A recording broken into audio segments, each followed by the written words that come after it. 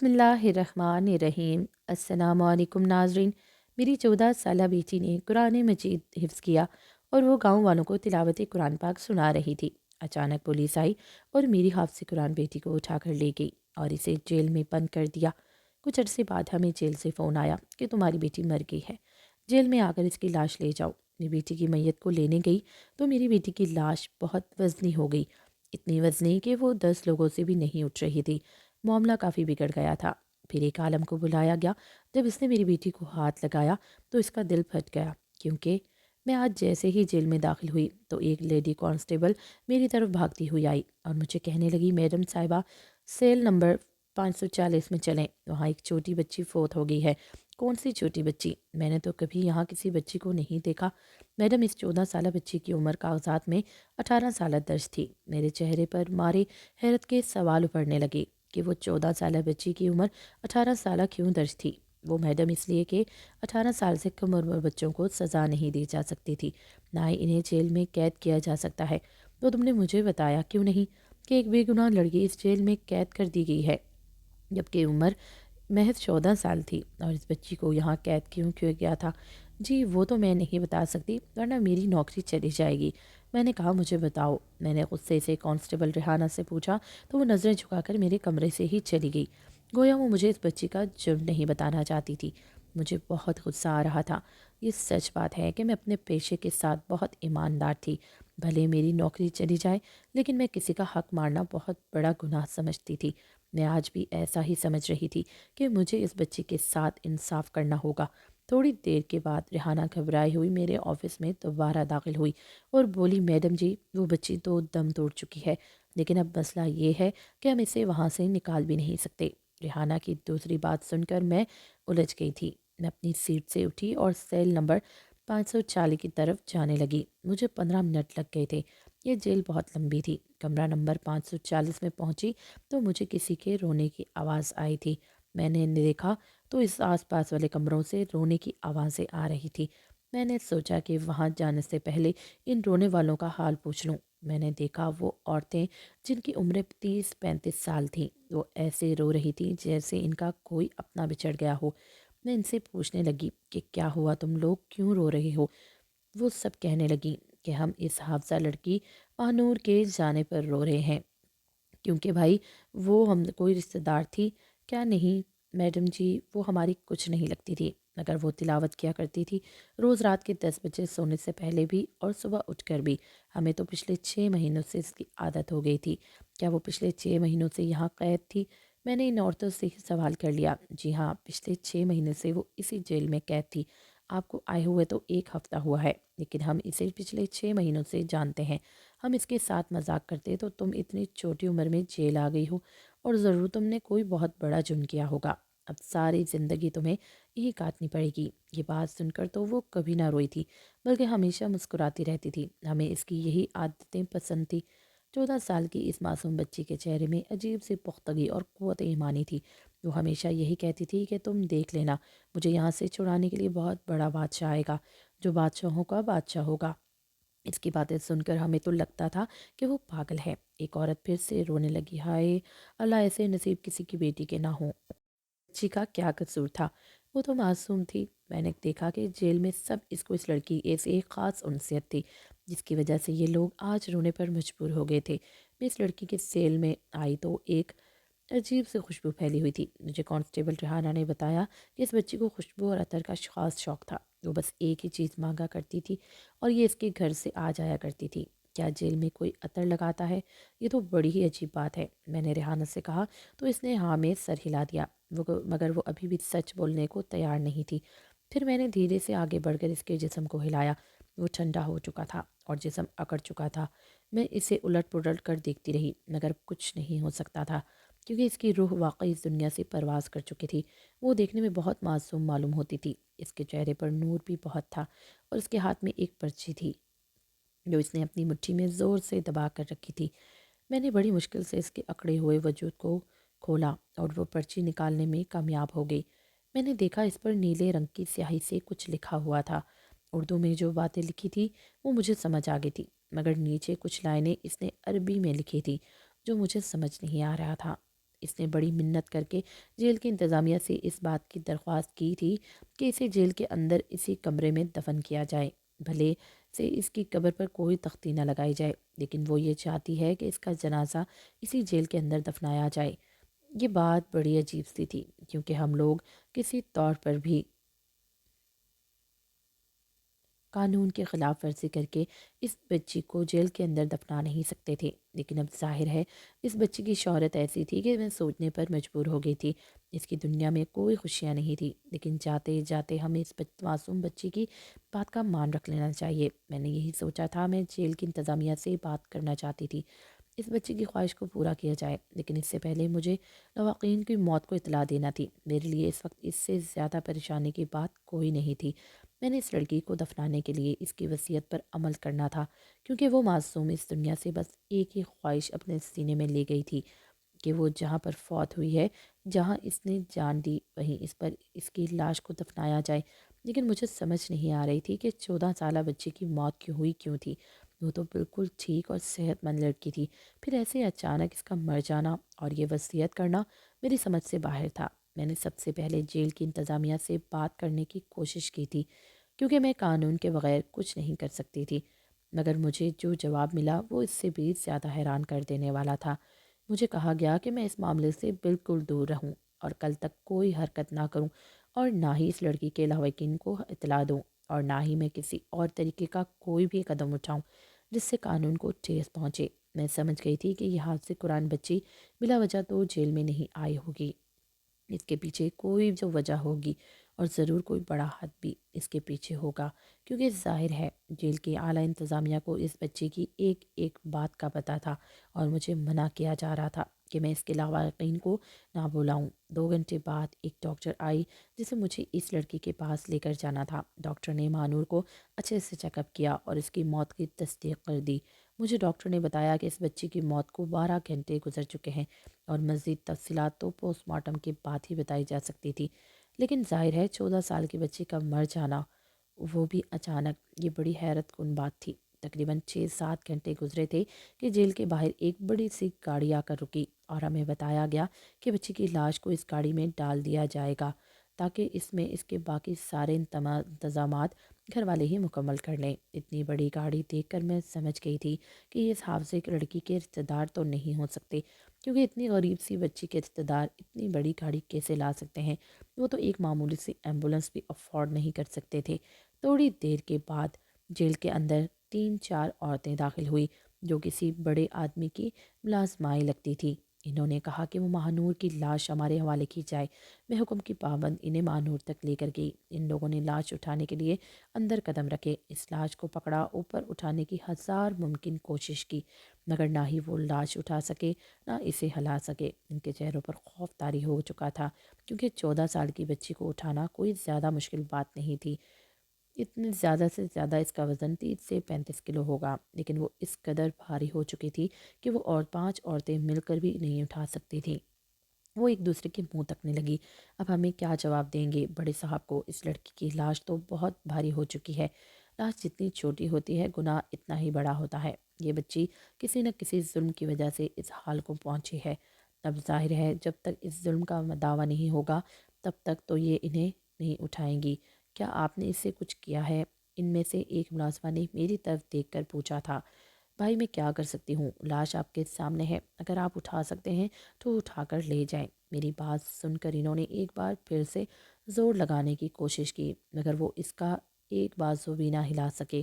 تھوڑی دیر کے بعد باہر گاڑی میں موجود شخص کو اطلاع دی گئی کہ اس بچی کی لاش نہیں اٹھائی جا رہی۔ وہ صاحب بھی دن دناتے ہوئے عورتوں کی جیل میں تشریف لے آئے۔ حلیے سے تو وہ نالی صاف کرنے والا لگ رہے تھے، مگر دولت کی چمک نے ان کو جاو جلال بخش دیا تھا۔ انہوں نے مجھ سے سختی سے بات کی اور کہا کہ یہ سب ڈرامے چھوڑ کر میں لاش ان کے حوالے کر دوں، ورنہ میری نوکری بھی جا سکتی ہے۔ میں نے کہا کہ میں اس بات پر کوئی پابندی نہیں لگا رہی، آپ چاہے تو اپنے 10-15 اور لوگوں کو بلا لیں، وہ لاش نہیں اٹھا پا رہے تو اس میں میرا کیا قصور ہے؟ وہ حیرت سے پھٹی پھٹی آنکھوں سے کے ساتھ مجھے دیکھنے لگا، پھر اندر جا کر دیکھا تو وہ لاش جوں کی جوں پڑی تھی، اور نہ ہی اسے اٹھایا جا سکتا تھا اور نہ ہی اسے باہر لے جایا سکتا تھا۔ بچی کے چہرے پر عجیب سی مسکراہٹ تھی۔ جو ان سب کے ذہنوں پر لرزہ طاری ہوئی کر رہی تھی۔ میں بھی کافی حیران ہو رہی تھی اور یہ لوگ بھی سوچ میں پڑ گئے۔ پھر میں نے ان کو وہ پرچی نکال کر دکھائی۔ میں نے کہا بچی نے وصیت کی ہے کہ اسے اسی کے کمرے میں اندر دفنایا جائے، اور شاید اسی وصیت کی وجہ سے اس کے جنازے کو آپ ہلا نہیں پا رہے۔ یہ حافظ قرآن بچی تھی، اس پر اللہ کا کرم ہوگا، اسی وجہ سے تو سب ہو رہا ہے۔ میری بات سن کر وہ لوگ مرعوب نظر آ رہے تھے۔ ظاہر ہے میری بات ماننے کے علاوہ ان کے پاس اور کوئی چارہ نہیں تھا۔ وہ آدمی کہنے لگا، اگر ہم اسے یہیں دفنا دیتے ہیں تو کسی کو پتہ تو نہیں چلے گا؟ اس بارے میں کچھ نہیں کہہ سکتی، میں نے انہیں سیدھا سیدھا جواب دے دیا۔ چلیں پھر یہ معاملہ ہم آپ پر چھوڑتے ہیں، ہم آپ کو پابند نہیں کریں گے، آپ جو چاہیں اس کی لاش کے ساتھ کریں، لیکن اگر ہمارا نام کہیں بھی آیا تو اچھا نہیں ہوگا۔ میں نے بس ایک بار ہاں میں سر ہلا دیا۔ مجھے پتا تھا کہ اب مجھے کیا کرنا ہے۔ میں نے جیل کی انتظامیہ کو بھی اس بارے میں مزید تفصیلات نہیں فراہم کرنا تھی۔ میں نے کانسٹیبل سے پوچھا کہ یہاں قریبی جامع مسجد کون سی ہے؟ وہ تقریباً 12 کلومیٹر دور تھی، مگر اتنی بھی دور نہیں تھی کہ وہاں پہنچا نہ جا سکے۔ میں اپنی گاڑی میں وہاں پہنچ گئی۔ سننے میں آیا تھا کہ اس مسجد کے امام صاحب بہت بڑے عالم تھے اور مجھے کسی بڑے عالم کی ضرورت تھی۔ خیر ظہر کا وقت تھا، مولوی صاحب اپنی نماز سے فارغ ہو کر ذکر میں مصروف تھے۔ میں ان کے پاس جا پہنچی۔ میرا حلیہ دیکھ کر وہ گھبرا گئے کہ شاید میں ان پر کوئی کیس کرنے آئی ہوں۔ میں نے بتا دیا کہ میں یہاں ایک بچی کے معاملے میں کوئی بات کرنا چاہتی ہوں۔ انہوں نے مجھ سے تفصیلات پوچھی۔ میں نے وہ پرچی بھی دکھا دی تو کہنے لگے کہ بیٹی اس کے لیے تو مجھے تمہارے ساتھ جانا پڑے گا، دیکھنا پڑے گا کہ وہاں پر کیا ماحول ہے، اور بچی کے حافظ قرآن ہونے کا بھی کوئی ثبوت ہے تمہارے پاس، یا پھر تم سنی سنائی بات کہہ رہی ہو؟ نہیں عالمہ صاحب، میں نے جو کچھ اپنی آنکھوں سے دیکھا ہے میں وہی آپ کو بتا رہی ہوں۔ آپ خود چل کر بھی اس کی لاش کو اٹھا کر دیکھ سکتے ہیں۔ مجھے تو اس کے لواحقین کے بارے میں مکمل معلومات بھی نہیں ہے۔ میری ایک ہفتہ پہلے یہاں پوسٹنگ ہوئی ہے، مجھے زیادہ معاملات کا پتہ نہیں ہے۔ آپ میرے ساتھ چلیں گے تو میری رہنمائی ہو جائے گی۔ میری بات سن کر انہوں نے حامی بھر لی اور وہ میرے ساتھ جیل میں آ گئے۔ میں نے دیکھا کہ وہ اس بچی کو دیکھ کر خود بھی بہت زیادہ پریشان ہو گئے تھے۔ ان کے چہرے پر فکر اور سوچ کے آثار تھے۔ مجھ سے پرچی لے کر دوبارہ پڑھنے لگے۔ عربی میں لکھی زبان ان کی سمجھ میں تو آتی تھی، ظاہر ہے میں عربی نہیں سمجھ سکتی تھی، مگر اردو سمجھ گئی تھی۔ انہوں نے کہا کہ بیٹی، اس لڑکی نے اب تمہیں اپنی قبر بنانے کے لیے یہاں نہیں کہا، اصل میں بات کچھ اور ہے، اور اب تم مجھے 3 یا 4 مزدور بلوا کر دو، پھر میں تمہیں اس ساری بات کی حکمت سمجھاؤں گا۔ میں ریحانہ کو لے کر اس کمرے سے نکل گئی۔ ہم نے آس پاس سے 3 4 مزدور بلا لیے۔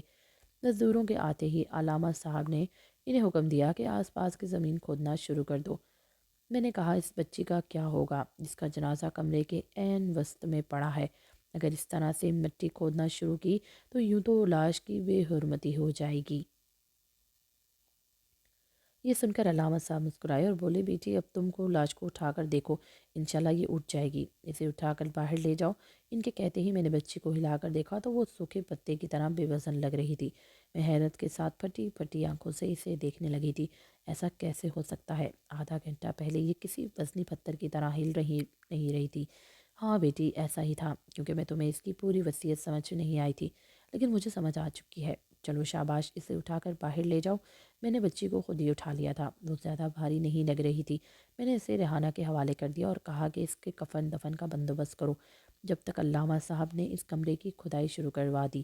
میں نے لڑکی کے لواحقین کو بھی اطلاع کر دی تھی، کیونکہ نہ ہی میں اس زمیندار سے ڈرتی تھی اور نہ ہی مجھے اپنی نوکری کے جانے کا خطرہ تھا۔ جو کچھ میں اپنی آنکھوں سے دیکھ چکی تھی، اس کے بعد میرا اللہ پر ایمان مضبوط ہو چکا تھا۔ چند ہی لمحے گزرے تھے کہ بچے کے کفن دفن کی تیاریاں شروع ہو چکی تھی۔ میں ابھی تک اس سوچ میں گم تھی کہ آخر اس بچی کو اس جیل میں کیوں بند کیا گیا تھا۔ میں نے اس کے لواحقین سے ملنے کا فیصلہ کیا۔ کمرے کی کھدائی جاری تھی۔ کچھ دیر بعد اس کے غریب ماں باپ میرے سامنے بیٹھے تھے۔ میں نے انہیں ان کی بیٹی کی موت کی اطلاع دی تو وہ پھٹی پھٹی آنکھوں سے مجھے دیکھنے لگے۔ میری بچی کی عمر ہی کیا تھی؟ ان ظالموں نے اسے یہاں بند کیا ہوا تھا۔ بی بی جی، اللہ انصاف کرنے والا ہے، ویسے تو میری بچی کے دل میں بچپن سے ہی سوراخ تھا۔ ڈاکٹر نے کہا تھا کہ وہ زیادہ عرصہ زندہ نہیں رہ سکے گی، اچانک کسی دن اس کی موت ہو جائے گی، لیکن ان ظالموں نے تو اسے پہلے ہی مار دیا۔ آپ مجھے بتا سکتی ہیں کہ آپ کی بچی اتنی کم عمر میں جیل میں کیوں بند تھی؟ جی میرا نام راشدہ ہے اور یہ میرا شوہر تصور ہے، ہم لوگ یہاں پاس گاؤں میں ہی رہتے ہیں۔